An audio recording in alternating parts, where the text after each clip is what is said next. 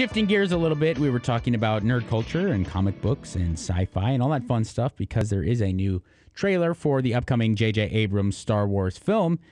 We have to talk about something a lot less fun. Talk about murder. Murder committed ostensibly by one of the best athletes on the planet, Aaron Hernandez. For those of you who are not big football fans, I mean, really was on the precipice of becoming one of the more dominant offensive players in the league. Had recently signed a $40 million contract with the Patriots, who he had been with since really making his a profound impact on the league. A tremendous athlete, very gifted guy. And now he will spend the rest of his life in jail without the possibility of parole because he killed a young man, Odin Lloyd. Wow. All right, Adam Heller on the phone to talk about Mr. Hernandez and the case. You are a behavior analyst. Is that correct, Mr. Heller? That's correct, and thank you so much for having me. Thank you for joining us. What can you, as a behavior analyst, conclude from someone like Mr. Hernandez, who, again, ostensibly had everything going for him, a thriving career, the adulation of many, and a new child, a successful domestic life, seemingly. What would compel someone to engage in such behavior? Well, we teach these athletes, especially football players, to behave like animals. And I don't mean just in college or in high school, but this starts all the way back in Pee Wee football. Mm-hmm. So they're taught to be animals on the field. They're taught how to behave in the worst possible fashion. Many of them have poor or minimal parenting, so they never learn the tools or the strategies how to behave off of the field. And then as they progress, and guys like Aaron Hernandez, they start to get treated like royalty. And they're treated like there are no restrictions. They're allowed to do anything they want. And it's no surprise that people like this go off. In this case, it's murder. But we see this kind of behavior all the time. Anything from Aaron Hernandez here to, the acting out of Justin Bieber and Lindsay Lohan and Bobby Christina. People are trained to behave this way, and there's really a lot of culpability to go around. And listen, a certain level of it. I mean, you brought up Justin Bieber. A lot of people like to give him flack, and I'm not going to go out and buy Justin Bieber albums, but I like to think, I always like to put it in the perspective of if I was his age with the amount of money and fame and the amount of access to chicks that he has, I would be far worse. And I like to consider myself a pretty reasonable, pretty moral person. And I'm just being honest. I can't imagine having a private jet and millions of female fans and access to drugs and not being far worse than Justin Bieber. And part of that is the reason that we can't be so surprised when athletes and celebrities act out. And again, I'm a huge fan of personal responsibility, mm-hmm. And these people really don't have the tools. Pro football, for example, just in the month of March, 6 NFL players arrested or charged. In the month of February, another 6. 17 in the first 3 months of the year. That's 250 times the national average of people being arrested. It's a huge problem. So it can't just be the individual. Now, I've helped a lot of athletes over the years. They come to me typically when they're either ex-athletes and they want to get rid of their physical pain or create some great strategies for life, or they come to me when they are athletes and because I'm so helpful with the mind-body, so when they get the 2-iron in their hands, how they can do a better job with performance or at the free throw line or up at the plate. But the problem is most of these people, or at least a lot of them, these aren't the Rhodes Scholar, Harvard graduates. These are people that have come through some pretty rough areas, and they didn't develop the tools. So there needs to be something to put in place by the NFL, by the NBA, by these leagues, by NCAA, to help starting to train these people and give them the tools so that they can survive when the girls are wrapped around the block waiting to get to them. Sure. But we're talking about murder here. We're talking about Ray Rice, who slugged his then fiancée in the elevator. These are behaviors that seem unconscionable But once again, these people are trained to be lions, and it's not like they can just walk off of the field with the tools they have and grab a door handle and all of a sudden be docile, great young men. Mr. Heller, do you mind holding on for one break? I have so many questions to ask you. You're author of Zero Pain Now, a behavioral analyst, Adam Heller, on the phone. Do you mind sticking around? I'd love to. Okay, thank you so much. 1-800-222-5222 is the number if you'd like to join us. Got to take a quick break right here on Talk Radio 790 KBC. And KABC does traffic first on the 4s when you need it most. Things have gotten worse on the 110 northbound. We had the problem around 5th, 6th Street in the two right lanes, and I said it wasn't looking all that bad. Now it looks fairly thick from Century off and on all the way up to Dodger Stadium on the 110. 405 northbound off and on, seeing some slow going from Florence up to Mulholland. Then it kind of opens up until you get up to Nordhoff. Heavy traffic on the 10 eastbound from PCH over to Alameda downtown. And 10 eastbound at the 57 had the center lane blocked. Only KABC has traffic first on the 4s. Next report coming up at 2:54. John Wolf, 790 KABC. Retired or retiring and can't afford to go through another stock market crash like 2008? It's critical to have a sell strategy in your plan. That way, you will know when it's time to protect what you have and get out. Register now for the free Money Matters Retirement Seminar, April 21st in Fountain Valley, April 23rd in Sherman Oaks, April 24th in Manhattan Beach, or Saturday, April 25th in Anaheim. Go to moneymatters.net. That's moneymatters.net. Pick your date, time, location, and register at moneymatters.net or call 800-994-0302. Coming up on the next drive home with Jillian Barbary and John Phillips, we'll tell you about Sofia Vergara's bizarre lawsuit.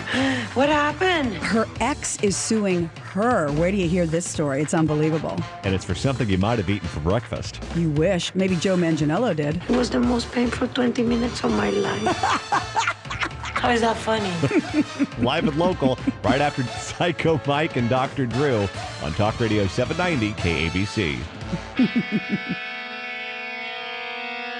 Yeah, it is Talk Radio 790 KBC, and in about 15 minutes, John and Jillian do take over, like they just said. Right now, I am happy to be on the phone with Adam Heller. He is a behavior analyst and author of the book No Pain Now.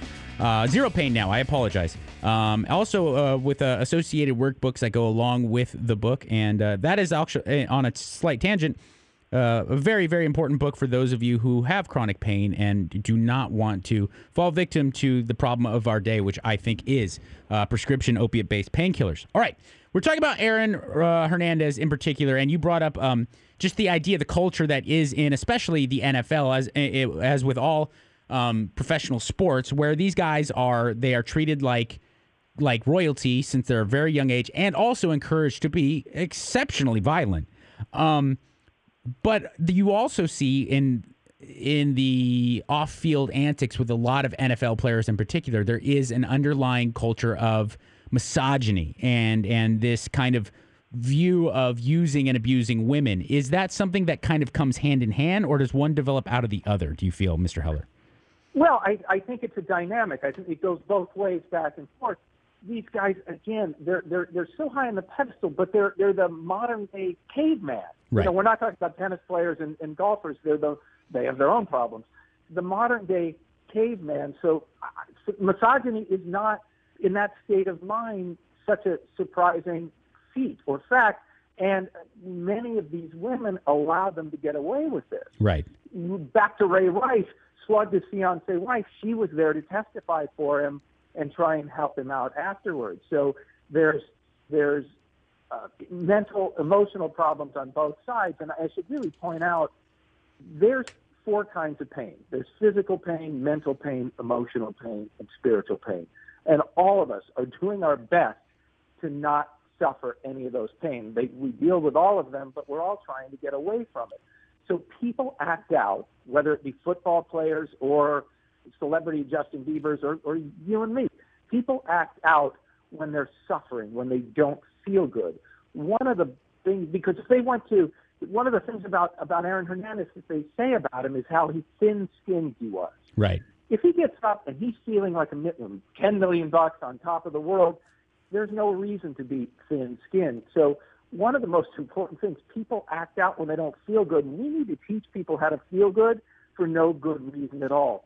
Even these people. I go back to the just don't have tools and strategies to operate in normal day-to-day social circumstances. And oftentimes, do you feel, Mr. Heller, that even identifying pain or suffering or the idea of depression, any of these, whatever comes from childhood trauma, when you're talking about a culture like the NFL or hip hop music, things that are very steeped in machismo, even identifying these problems would be looked at as some type of weakness, right? I mean, these are not guys who are encouraged to get in touch with their feelings. Absolutely. They're encouraged to go out there, do war. When they hurt themselves, take medication to stop the pain and get back out there. So there's no question about that. Once again, it really comes down to the tools they don't have. It would be very easy if you and I were in that situation. We might push the envelope a little bit. Chances are we wouldn't go nearly as far as these guys are going. We've got better tools. We've got better strategies. We're better able to handle those situations.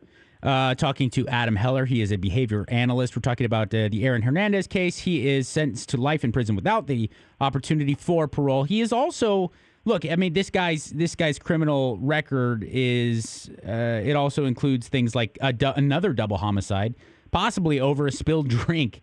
And getting back to you saying that he is so thin-skinned.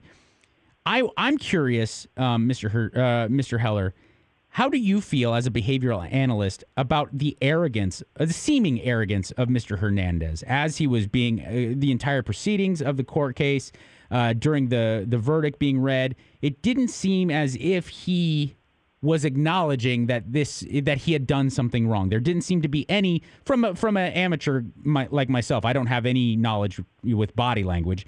There didn't seem to be any acknowledgement that he might have done something wrong. Well, you're exactly right, because there was no acknowledgement that he did anything wrong, and it's very, very off-putting. Now, we don't know what kind of mask he's wearing. We don't know what's going on inside of him. Clearly, being faced with a lifetime in prison has got to have some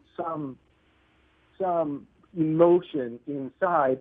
But again, these guys are taught that when you go into the huddle and you come out there and you're going up against 300-pound guys, you can't show anything other than toughness. So once again, it's how he's trained to behave, and he does behave that way. And I want to comment on one thing you said before. Everybody has had childhood traumas. Mm-hmm. There's nothing that's ever been shown scientifically or any other way that those have to affect you as an adult. That's a really important comment. We've all gone through things on our own levels, but there's nothing that says because you had a bad childhood, you have to behave improperly or be depressed or be sad or be angry or anything else as an adult. I agree with you completely. I think a lot of times people overlook what could be childhood trauma just because they don't equate it to the more popular, the more vicious types of childhood trauma. If they weren't molested or raped or beaten by their parents, they assume that they were devoid of trauma, when in actuality they probably encountered various types. And, well, I've worked with dozens of people in the physical pain world, dozens of people who were raped as kids and sexually abused and abused in all different formats. And these people aren't out killing. I've got 3 of them are MDs themselves, and others are psychiatrists, and others are psychologists, and others are professionals. So there's nothing about that that says you have to go sideways. Yeah. It happens when you have the right tools. If there was somebody like me to work with these people, chances are maybe this guy would still be alive. Yeah. Well, thank you so much for joining us today.